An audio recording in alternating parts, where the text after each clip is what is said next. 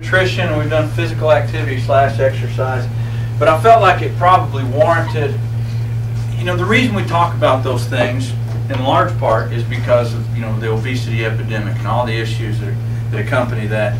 And so I felt like it probably warranted us spending one lunch and learn just on weight loss principles. And so my hope is that you'll actually walk away from here with some tangible information that you can implement, because everybody thinks they know quite a bit about weight loss, but in reality, to really implement a structured plan, most people don't know how to do that as far as weight loss goes. So I hope that I have some useful information here. I'm going to start off pretty simple. I think last time. Did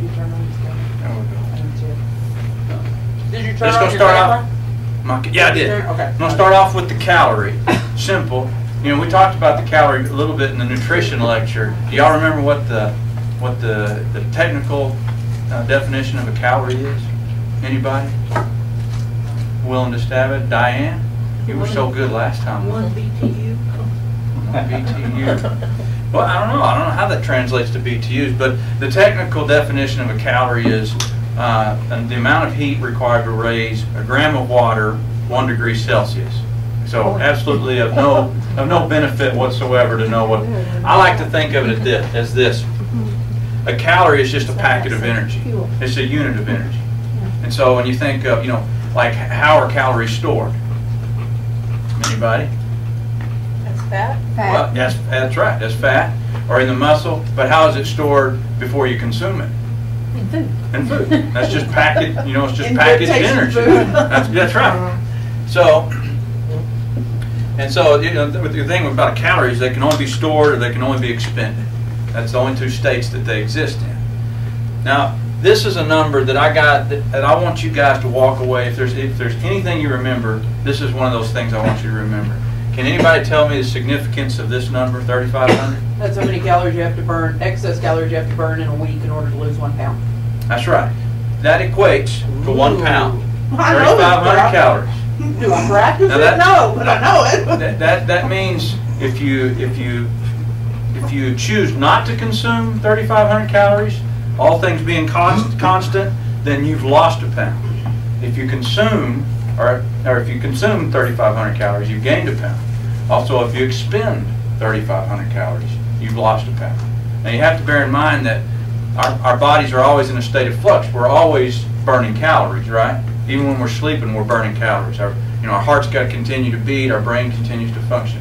So we call it our basal metabolic rate. I'll talk about that here in a minute. But that's a great number for you to kind of hang on to, because it's going to dictate, if you're interested in weight loss, you're going to have to be achieving that 3,500 calorie mark in order to lose 1 pound. So you can either consume them or you can expend them. And that's it. This is the consumption part. Oh my! There's so many good YouTube videos of this kind of stuff. Hilarious. We've got a watermelon. Can we try that? I know. That's consumption. This is expenditure. So any kind of activity, you're burning calories. Now I'm going to jump around a little bit and cover some different topics, but hopefully I'm going to kind of bring it all together so you kind of understand where we're coming from. There's an exercise myth. No, I'll start off by asking this question. If you know somebody, Linda, if somebody came to you and said, I really want to lose, a few pounds before this wedding that's coming up, what are you going to tell them? The first thing you need to do then is you really need to start Exercising. Start watching what Counting you your eat. calories. Okay. Typically, what Tina said is generally most people's first response. You need to start exercising. But in reality, that's an exercise. That's kind of what the exercise myth is. The most effective means of weight loss, most people believe, is exercise. Now, it is the most effective means of calorie burn, but it's not the most effective means of weight loss. I also feel like most people feel like you can't lose weight unless you're exercising. And, I'm reminded of people that go on starvation diets or hunger strikes. Or you ever looked at concentration camp? Those guys weren't exercising to lose weight. And I think a reason that notion, I think if we think through it, we know that exercise is probably not the only means of losing weight, but the media and television kind of perpetuates that concept, that idea. You know, if you watch Biggest Loser, you know, talking about nutritional concepts doesn't make very good television. You know, Jillian getting mad, grunting, sweating, yelling, vomiting, that makes good television. And so, and even when, like Christy was in here earlier, you know, like P90X, you know, what all you see on those commercials is this extraordinary, intense workout.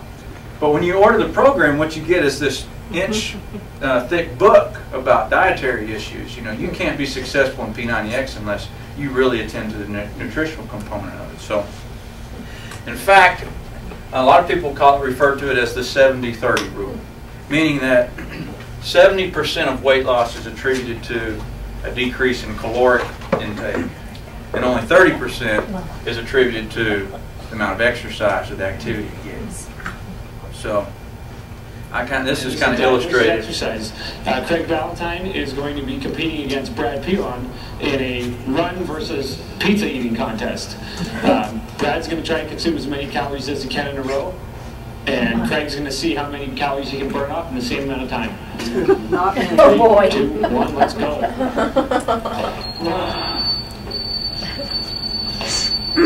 All right. Brad seems to be in the lead. Craig's just working his way up. Yeah, get going. 11 miles per hour. 11 miles per hour. Brad's got a whole pizza here. He's going to see how much of a pizza he can eat. Craig's working pretty hard. Brad looks like he's having fun right now. How's the pizza going? Yeah. Craig's going pretty fast. Most people in the gym won't ever even run this fast. So that's 2 slices down. And don't forget a regular A&W root beer. Next pizza slice. So Brad's probably already eaten around 350, almost 400 calories. 15, 16 calories.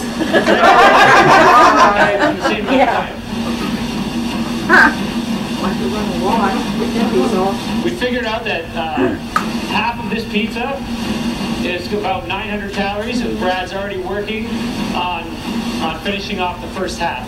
How many calories you got, Craig? 23. Craig's burned about 23 calories in the time. Brad's eaten about 500 calories so far. Yeah, that's the problem. Oh, and 0.5 incline. So Craig's working really hard on the treadmill. Me too. I don't know. I mean, most people in the gym will never actually work this hard on the treadmill for even this long. This might be one quick interval, but no one's going to sustain this kind of pace for very long. How many calories you got now, Craig? 33. Craig's at 33 calories. Brad's pushing 800 calories as he's basically done half the pizza. So that's about 800 calories. And how many you got, Craig? 38. So that's half a pizza, 800 calories, about 3 minutes. And Craig's burned 42 calories. 42 calories. All right. Well, that kind of illustrates, you know, where do you think you get your biggest bang for your buck with regard to weight loss? Eat less. Yeah, eat less. Eat better. Yeah, big time. Now, so that's kind of demotivating then. So why exercise? But you know, we don't exercise to lose weight. We exercise to keep all of our systems functioning optimally. You know, you got your heart and your lungs, your musculoskeletal system, your brain, your neuromuscular system. All that stuff needs to be exercised and used beyond everyday capacity so that you maintain optimal function. You wouldn't buy a Porsche and only run it at 40 miles an hour. I mean, it's capable of so much more than that. And that's why we exercise. Plus, you remember last time I was here, we talked about all those benefits of exercise. You know, your blood cholesterol improves, your blood sugar improves, your cortisol, your stress hormones are improved by exercise. You know, stress management's a big deal. else I have on self-image. I mean, there's so many neurogenesis. Exercise stimulates new neuron growth in your brain. So the reason we exercise is not to lose weight. The reason we exercise is keep our body functioning at an optimal level. And then there's also a secondary benefit that we do burn some calories exercising. Now, have I rocked your world? I'm blowing exercise away as a chief means of weight loss. But that's the first thing we do when we start talking about losing weight. We say we got to start exercising, and we need to change that. It needs to be. We need to look at our nutrition and what we're consuming first, because you know as well as I do.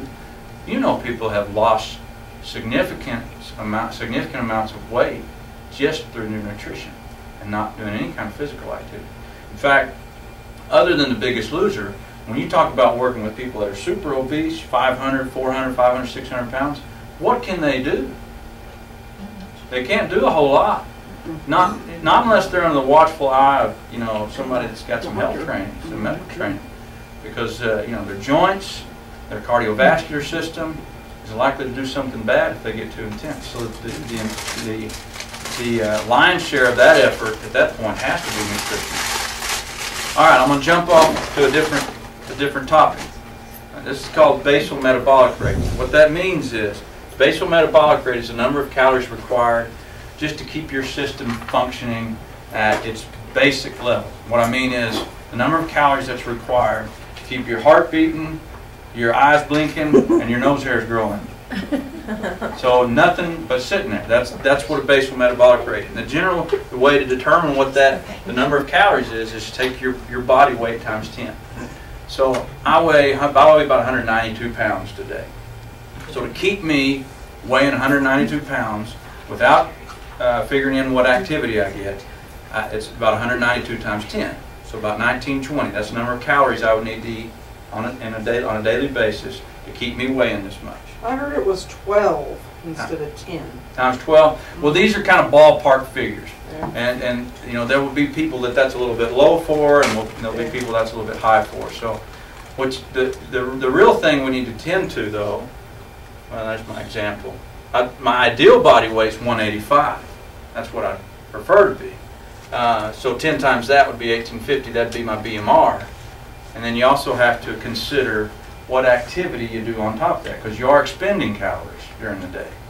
And so I'll give you an example of that. So your daily calories needed is your BMR plus whatever activity you're engaged in. Okay? So an example would be, for me, I'm 185 pounds, or if that's what I want to be. So times 10 is 1850. That's my basal metabolic rate. That's what I need just to stay alive.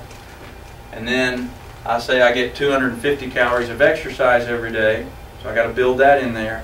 And then I'm going to add 150 to 200 calories just walking around, doing what I do at work, driving around in my car, thinking, all that kind of stuff. So I got a total of about 2250.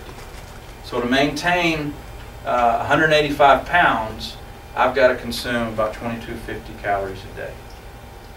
Okay? Now we're getting off on I want to talk about calorie counting. I'm not a big fan of calorie counting because I just don't think life's too short to be counting all your calories. But I think a good practice is to journal for a couple of days and really keep track of what you're eating, because it's just so easy to get online and Google and find out the calorie count. If you do that for a day or two, it'll be enlightening with regard to how much you're consuming. Because most of us, we overestimate our positive behaviors and we underestimate our negative behaviors. So if you ask somebody, how many cigarettes do you smoke, they're generally going to tell you that they smoked a lot less than they actually 22 did. this morning. Yeah, as an ex-snuff dipper, for years I thought I was a 1 can a weeker. And then when I finally figured it all out, I was a 3 can a weeker. Because we just do that. If you work out regularly, you generally think you work out more frequently than you do. So I would encourage people to journal and just keep track for a day or two of all that they're consuming, so that they get a pretty good ballpark figure as to what their overall consumption level is. All right, so let's talk about, again,